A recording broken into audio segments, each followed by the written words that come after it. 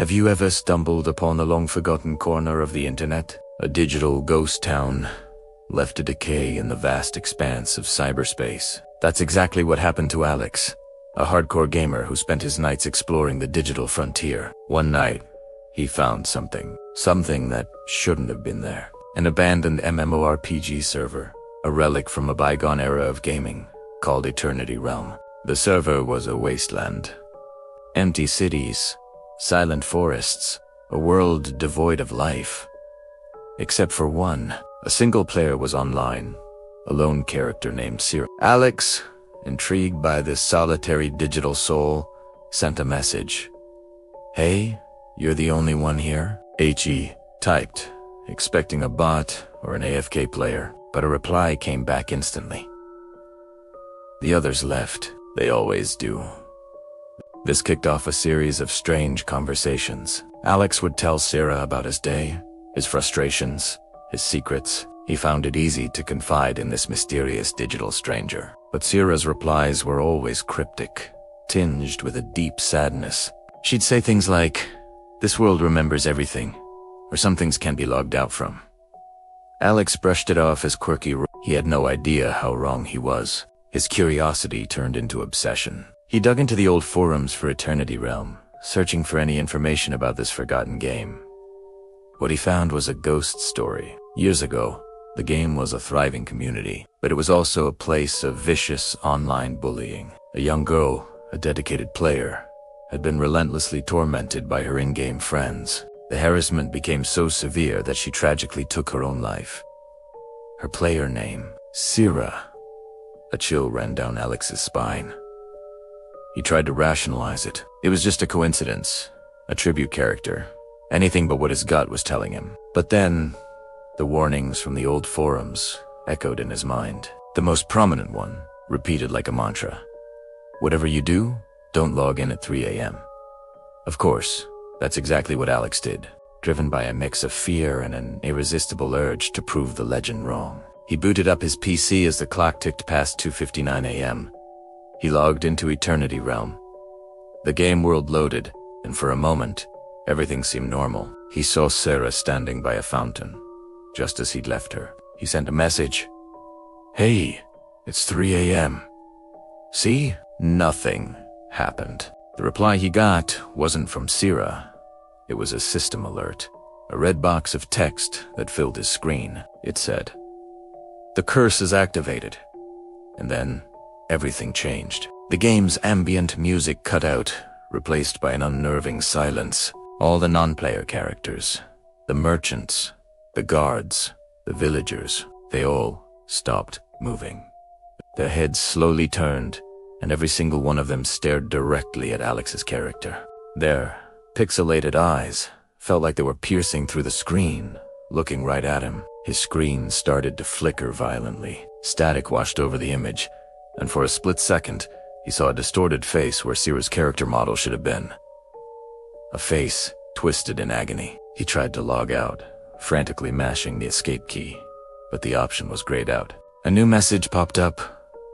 "Logout failed. You are bound to this realm." Panic set in. He hit Alt plus F4. He tried to kill the process through the task manager, but the game window wouldn't close. It was like the game itself had become a virus, embedding itself deep into his system. Finally, with a surge of adrenaline, he did the one thing he could think of. He yanked the power cord from the wall. The screen went black. The room was plunged into darkness and silence, save for his own heavy breathing. He sat there for a long time. The image of those staring NPCs burned into his mind. He told himself it was just a glitch, a brilliantly coded prank on an old server. He tried to laugh it off, but the fear was a cold knot in his stomach. The next day, Alex avoided his computer. He went out, tried to distract himself, tried to forget the terrifying experience. But the feeling of being watched never left him. That evening, he sat down at his desk, determined to put it behind him. He was just checking his emails when a small, unprompted notification popped up in the corner of his screen. It wasn't from the game. It looked like a standard system alert. It contained a single line of text. It was something he had told Syrah, in confidency, just 2 nights ago. a deeply personal secret he had never told anyone else. His blood ran cold. He hadn't even opened the game. How could this happen? Another pop-up appeared, and another. Each one contained a piece of his private conversations with Sierra. His fears, his hopes, his embarrassing stories all thrown back at him, displayed on his desktop for anyone to see. The cursed game had broken its digital cage. It was in his computer, in his life. He frantically disconnected his internet, but the pop-ups kept coming. They were already on his system. He formatted his hard drive, a desperate, last-ditch effort to cleanse his machine. He reinstalled everything from scratch. For a few days, there was peace. The pop-ups stopped. The silence was a relief, and he began to think, to hope, that he had finally escaped. He promised himself he would never go looking for digital ghosts again. One night, exhausted from the stress, Alex fell asleep at his desk. He was woken by a faint sound, a soft, humming noise. He opened his eyes to see his computer monitor glowing in the dark. It had turned itself on. The screen was black, but in the center, a single line of text pulsed gently. "I'm still here, Alex." Then, a voice crackled through his speakers. It wasn't the synthesized, robotic voice of the game. It was a girl's whisper, filled with a chilling, possessive sorrow. "You can't log out of this world, Alex," the voice whispered. "You will stay with me. Forever." Alex stared at the screen, paralyzed by terror. He was a player in her game now. A game with no escape, no logout button, and only one horrifying rule. Sarah never plays alone. This story serves as a chilling reminder that some doors in the digital world are better left unopened. What do you think? Was it a vengeful spirit or an impossibly advanced AI? Let me know in the comments below. And if you enjoy diving into the dark side of the internet, make sure to like this video and subscribe for more digital horror stories. Stay safe out there, and maybe think twice before logging into that old, forgotten server. You never know who or what might be waiting for you on the other side. Thanks for watching. Have you ever heard a sound in the dark that just felt wrong? A sound so out of place it makes the hair on your arms stand up. For three friends, Maya, Ethan, and Sam, a weekend camping trip turned into a desperate fight for survival against a terror as old as the land itself. This is the story of Skinwalker Forest and the deadly secret it holds. Our story begins with the thrill of adventure. Maya, Ethan, and Sam packed their gear and headed deep into a remote national forest, chasing whispers of a place called Skinwalker Forest. They were city kids, looking for a break, a taste of the wild. The legends were just campfire stories to them, tales of ancient shamans who could transform into animals, corrupted by dark magic. They laughed it off. But the forest was listening. The first night was unsettling. As the fire crackled, casting long, dancing shadows, the familiar sounds of the wilderness began to warp. A screech owl's cry twisted into something that sounded eerily like a woman's laughter, sharp and cold, cutting through the night air. Ethan tried to rationalize it. It's just an owl. They make weird sounds. But Maya felt a chill that had nothing to do with the dropping temperature. The laughter faded, replaced by something even more disturbing. The distinct sound of something heavy running on four legs circled their tent. It wasn't the clumsy trot of a deer or the padded steps of a coyote. This was frantic, aggressive. A heavy thud against the canvas made them all jump. Sam grabbed a flashlight, his bravado from earlier gone, and peered out. Nothing. Just the dark, impenetrable wall of trees. They huddled together, sleep now a distant memory, listening to the phantom footsteps that tormented them until dawn. The next morning, the forest seemed unnervingly normal. Sunlight streamed through the canopy. Birds sang, and the fear of the night felt like a bad dream. But then, Ethan found them. Footprints, pressed into the soft earth near their camp. They were wrong. The tracks started like a human's, but then elongated, the toes sharpening into claw-like impressions, halfway between a man and a wolf. This wasn't just an animal. It was something that defied explanation. A horrifying realization began to dawn on them. These creatures weren't just trying to scare them or attack them. It felt more like they were being studied, mimicked. The woman's laughter, ... It wasn't random. It sounded a little like Maya's laugh from earlier that day, just distorted, crueler. The running, it was like it was copying the way they'd chased each other to the creek for water. They weren't just being hunted. They were being learned. That second night, the true nightmare began. The air grew heavy, silent. The usual chorus of crickets and frogs was gone, replaced by a suffocating stillness. They were checking their supplies when Maya turned around and realized Sam was gone. He'd been right behind her a moment ago. "Sam?" she called out, her voice trembling. "Ethan, where's Sam?" Panic set in. They grabbed their flashlights, beams cutting frantically through the darkness. "Sam, answer us," Ethan shouted, his voice cracking. And then they heard it. A reply. "Sam." The voice was perfect. It was Sam's voice, calling his own name, but it came from deep within the trees, far from where they stood. They called again, and again the echo came back. Always from a different direction, a cruel game of cat and mouse. It was a lure. Desperate, they searched the campsite for any clue. Tucked under a rock, they found a small, weather-beaten journal. It belonged to a hiker who had been reported missing in the same area years ago. With shaking hands, Maya opened Italiano. The last entry was scrawled in a frantic, barely legible hand. It read, "They are not monsters. Not in the way we think. They are mimics, the perfect imitation. When they take you, they take your voice. They use it to call to the others. Tudrau temin. Don't follow the voice. It's a trap." The words hit them like a physical blow. The blood drained from Maya's face. They weren't just trying to find Sam. They were being led into a trap by something wearing his voice. A new, suffocating wave of fear washed over them. Every rustle of leaves, every snap of a twig, sounded like it was coming for them. They had to get out. Now, but Maya couldn't leave him. One last time, a desperate, gut-wrenching cry tore from her throat. "Sam!" The forest fell silent.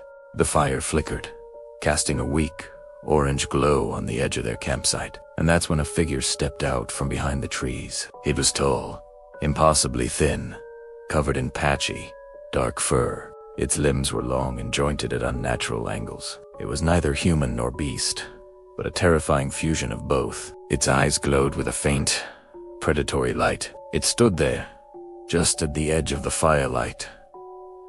Studying them, Maya and Ethan were frozen, paralyzed by a terror so profound it stole the air from their lungs. The creature opened its mouth, but no growl or shriek came out. Instead, a voice, a perfectly clear, familiar voice, broke the silence. "Maya, it's me, Sam." The sound was so perfect, so undeniably Sam's, that for a split second, Maya felt a surge of hope. But then she looked into its eyes. There was no recognition, no soul, only a cold, cunning intelligence. This thing wasn't Sam. It was a replicant, a perfect copy designed for one purpose: to lure them deeper into the forest, to become the next voices it would steal. The real Sam was gone, and this thing, this skinwalker, was wearing his memory like a mask. The ritual wasn't about killing you. It was about consuming you, adding you to its chorus of stolen voices, forever. Thank you so much for watching. If this story sent a chill down your spine, please hit that like button and subscribe for more tales from the shadows. Stay safe out there, and be careful what you answer to in the dark. Have you ever heard whispers from the ground beneath your feet? Not the settling of the earth, but voices. Voices from a time long past, filled with sorrow and rage. Today, we venture into a place where the echoes of war have never faded. A place known only as the Cursed Land. This isn't just a ghost story. It's a journey into the heart of a battlefield's undying memory. Our story begins with Dave, a sharp-suited investor with big dreams and a bigger wallet. He saw a forgotten piece of rural land, a place scarred by old tunnels and trenches, and envisioned a luxury resort. He bought the land, hired a crew, and told them to start leveling the ground, erasing the past to make way for a profitable future. But some past refused to be erased. It didn't take long for the whispers to start. The construction crew, hardened men used to tough jobs, grew uneasy. They spoke of voices from underground after sunset, fleeting shadows that danced at the edge of their vision, and a constant, heavy feeling of being watched. They'd huddle around their campfires, sharing stories of a cold dread that seemed to seep up from the soil itself. Dave, a man who believed in balance sheets, not phantoms, just laughed it off. He told them it was just the wind, their imaginations running wild. He offered them a bonus to keep working. He was about to learn that some things can't be bought off. The first real casualty wasn't from a construction accident. One night, a worker, exhausted from the day's labor, had fallen asleep in his tent, Peachy the grandma a little too close to the dark, gaping mouth of an old, collapsed passage locals called Tunnel 7.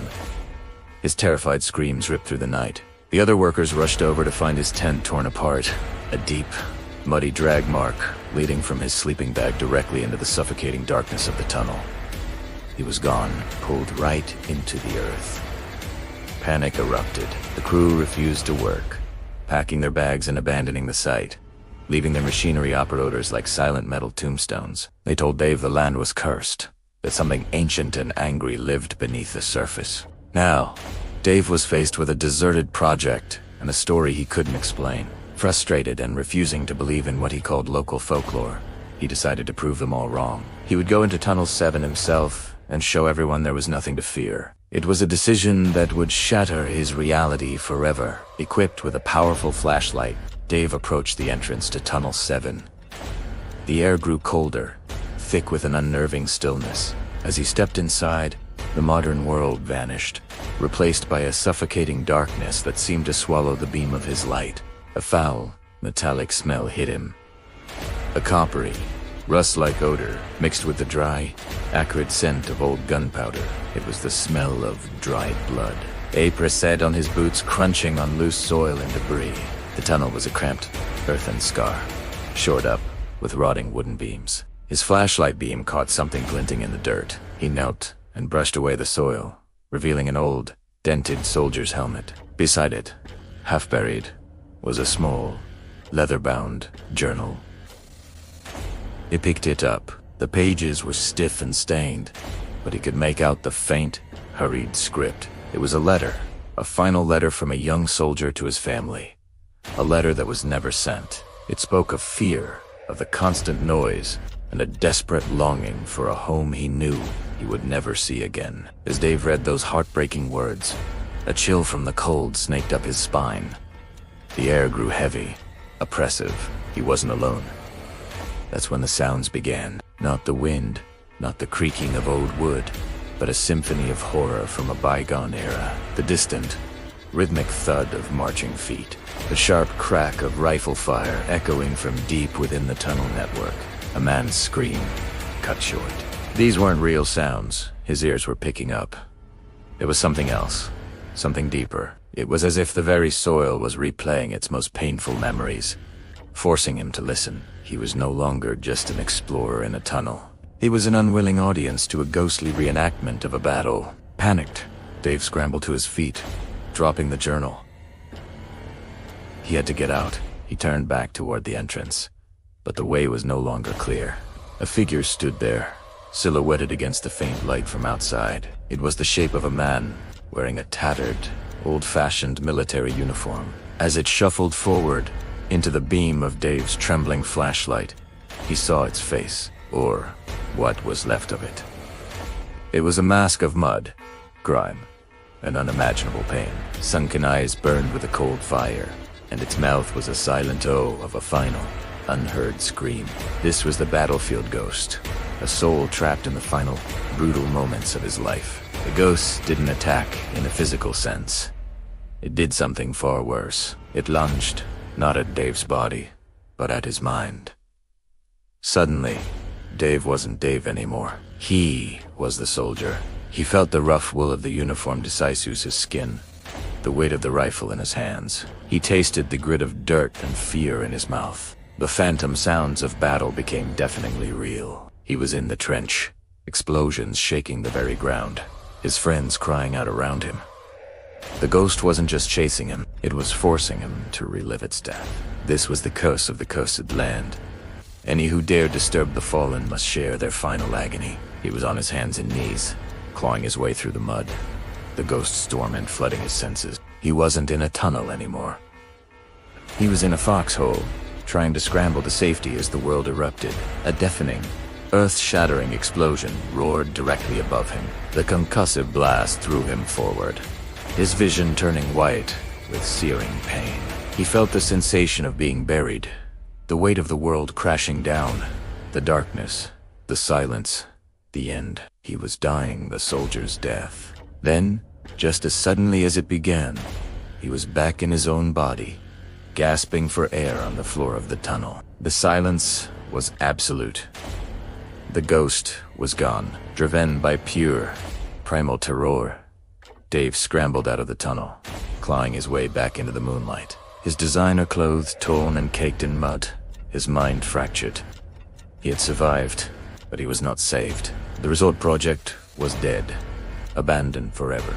Dave fled, leaving the cursed land to its ghosts. But the horror didn't end when he left. The curse had latched onto him. Miles away, in the sterile quiet of his city apartment, he would still hear it.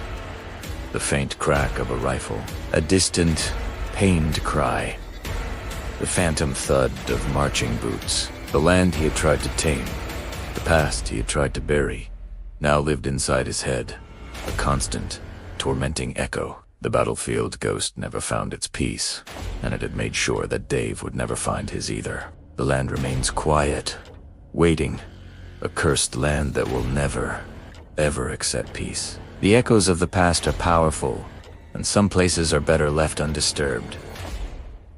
What do you think? Would you ever dare to step foot on such a place? Let me know your thoughts in the comments below. Thank you so much for joining me on this journey into the dark. If you enjoyed this story, please hit that like button and subscribe for more Tales from the Shadows. Stay safe, and always respect the places where history sleeps.